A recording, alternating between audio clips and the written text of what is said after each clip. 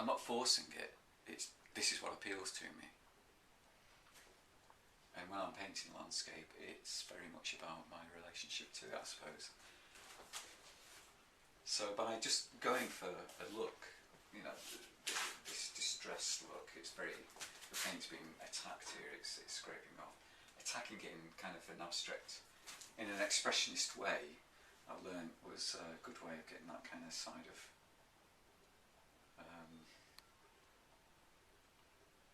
just the human experience into the painting. It's not just illustrating the point, it's going much deeper than that. And where is that painting, for example? This is in Ireland, it's Kingareth Point. So it's a place I'm familiar with. I'm starting to look more at the fields. I've always painted this headland and the cliffs around here. Now I'm starting to look more at the interior, the fields, which is useful because it will help me in interpreting the landscape around here, because it's all fields.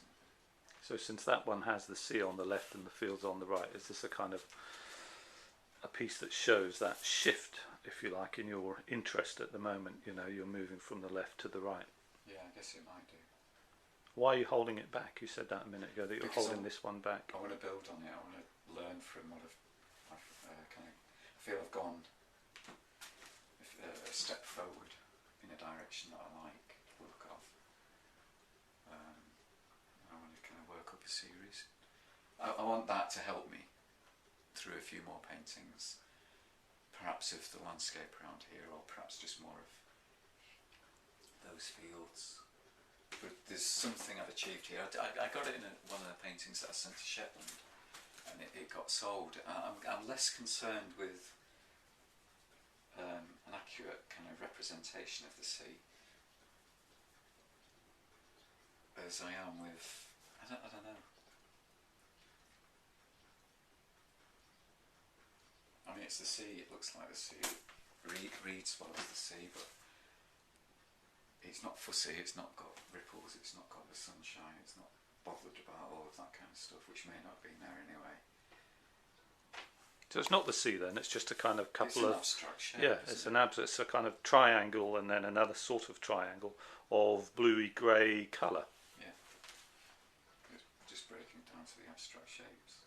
And how important do you think that level of abstraction is within what is a landscape tradition of sort of figurative art? I've seen paintings that have just got a carelessness about them, that it's not too fussed, that it looks like the sky, it's just that space, and that appeals to me very much.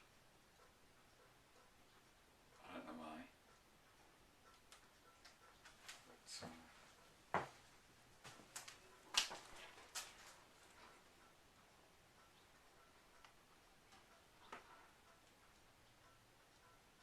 And why the human presence of the house?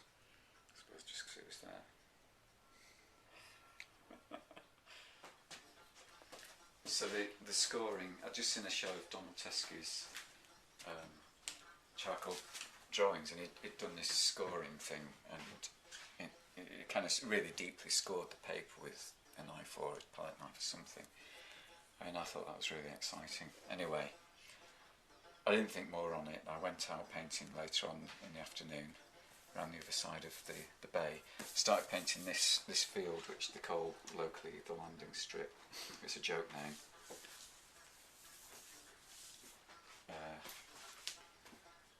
Because this farmer has bought up all these fields, and his idea is to have the longest field in Kerry, and so he's joined up all of these fields, and this is an immensely long field. But I was painting this for about 4 hours, sitting in this field, and I was getting a bit bored with it. It just wasn't happening, and I got really angry with it, and I just started scraping the paper and just attacking it with these scores, and suddenly it looked better, and it kind of gave me the way forward.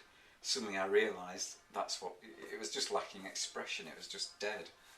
It was just up until that point it was just a delicate watercolour, and then I got thinking, hang on, that's just what I've seen in that Donald Teskey exhibition, and I understood that scoring as an expressive technique and a way of, because my painting is trying to be about what my experience is. It's not that you actually see those marks, but it's an expressive technique that does something to convey the experience of being alive. But also, you know, because you see that and you see this field in Kerry and you see the story of it and you tell the story of it, and I look at that painting and I see a kind of a kind of set of greeny brown hues in a frame, broadly speaking, and then this pale sort of shape that's almost like a witch's hat or something in the middle of it, and it's floating, and it's sort of floating out of it, and that to me, it sort of speaks a little bit about the way in which you do have this exploration of the abstract or the shape-worthy within the figurative, and that you then go somewhere else and you transform the landscape. I guess I know what you mean, because one thing I like about this is the awkwardness of that shape within. I don't think it's terribly successful. Just here it's a bit flat, but I like awkwardness in landscape, and this painting really explores that. What do you mean by awkwardness? Awkwardness. It's just that shape it sits very awkwardly within the painting. It is taken from life, but it's not kind of falling into any obvious conventions of composition, I don't think. Perhaps it does, I don't know. But it, like you say, it's very much imposed on the landscape. I wondered really about the relationship between your the project to be abstract, you know, in your work versus, or in relation to, the project to capture the landscape. And I wondered about the tension within that, really, because, you know, at the heart of this there is this curious pale shape of like a witch's hat or something, and then there's this little grey rectangle in the middle of it, and those are explorations of geometric shape and abstract colour, and yet they're set within the landscape still.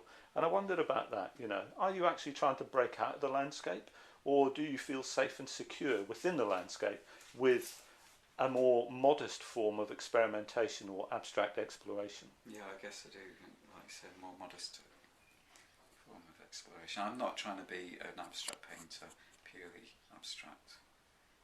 Not now. But I'm always heading towards that. But I always think it's going to be rooted in what's perceived. For me, it still has to be what I recognise.